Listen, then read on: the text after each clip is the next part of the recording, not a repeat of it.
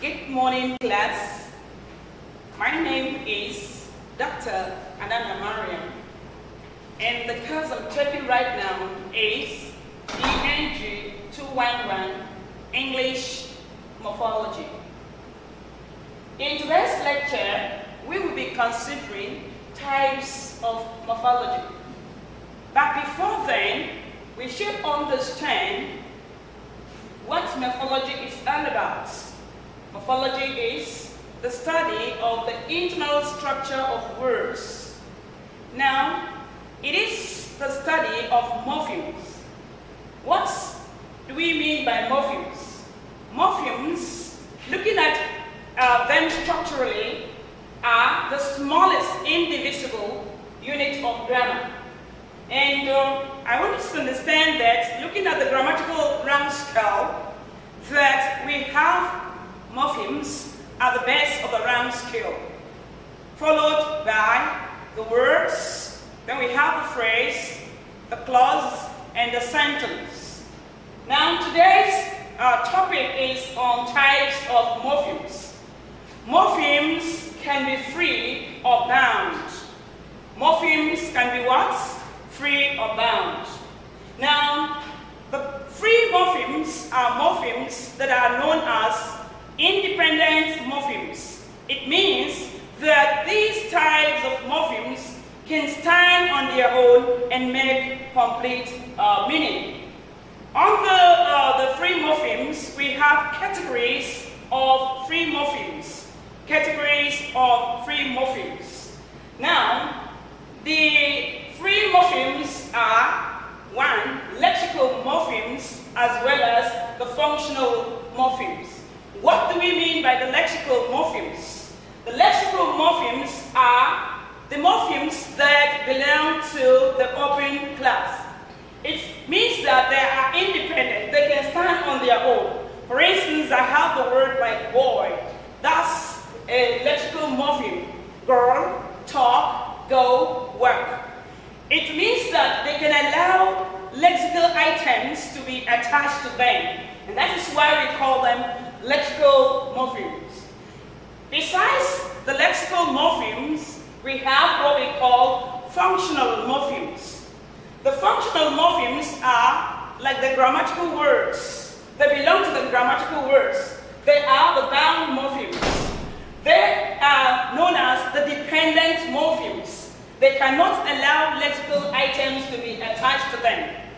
Class, I want you to understand that besides the lexical and the functional morphemes, we have what we call the bound morphemes. The bound morphemes are the dependent morphemes. They have categories, 2 categories.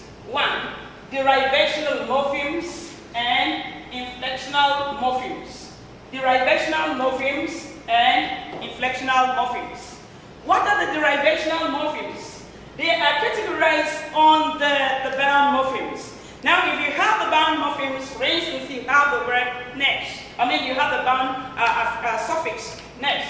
Then you add great to it, for instance. From that word great, which is the free morphemes, you add the bound morpheme to it, you realize the word greatness. And from there, you have a change. Obviously, that leads us to what we call morphological description. Morphological description. Now, class, before we go to this particular topic, can you tell me what we mean by derivational morphemes? Yes, I know you can. Because of our time, we are going straight to the other topic, and that is morphological description. Now, we want to look at the difference between the inflectional morphemes and the derivational morphemes. 1, the inflectional morphemes do not change their grammatical category, but derivations do. Let's look at the examples again. We have the word beauty. Beauty is the noun. And from there we can have affixes, suffixes attached to beauty. For instance, if we have the suffix y attached, I-N-U-L, beautiful, attached to it, beautiful attached to it, we realize the word beautiful. Then we can also attach beautify. From beauty, we can also realize beautify by adding some affixes.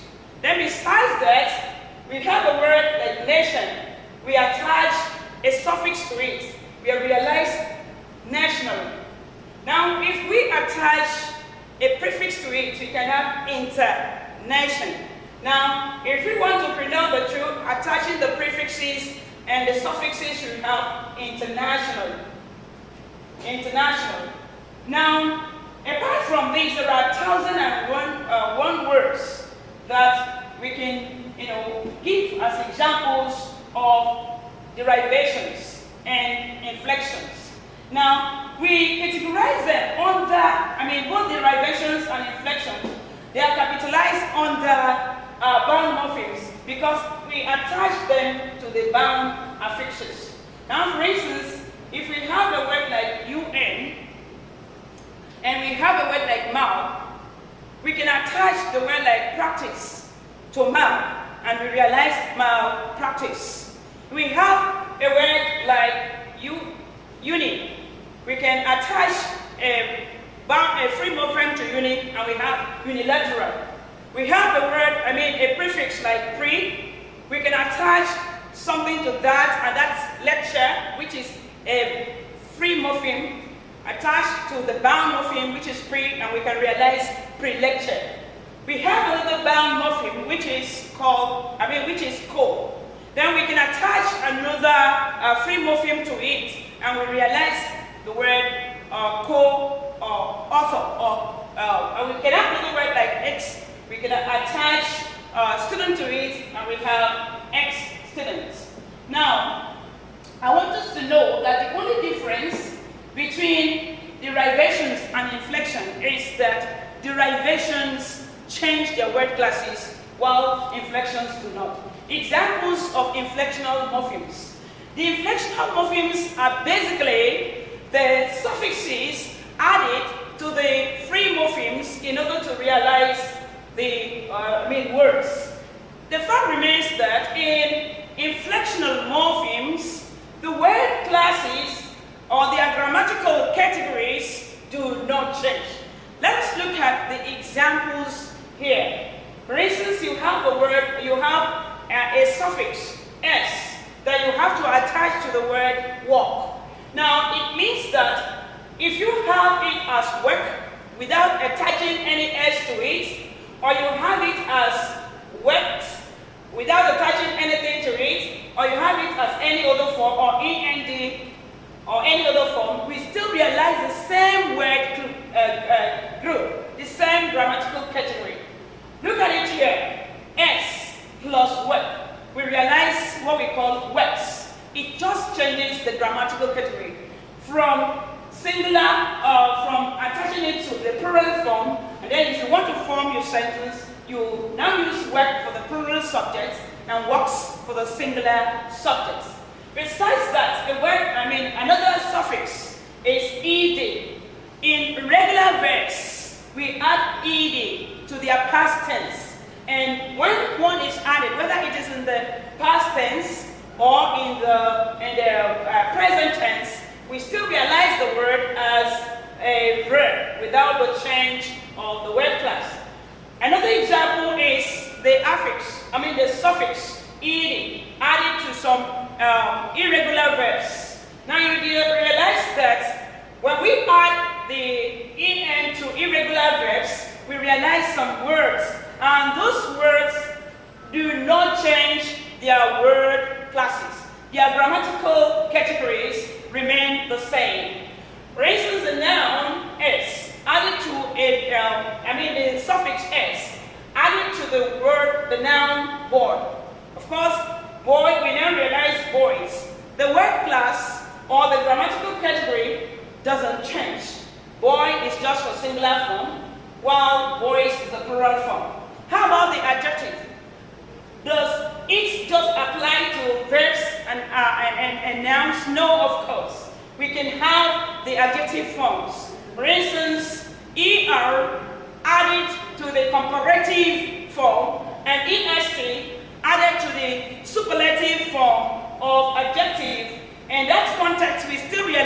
adjective. For instance, the word tall, we realize taller and tallest.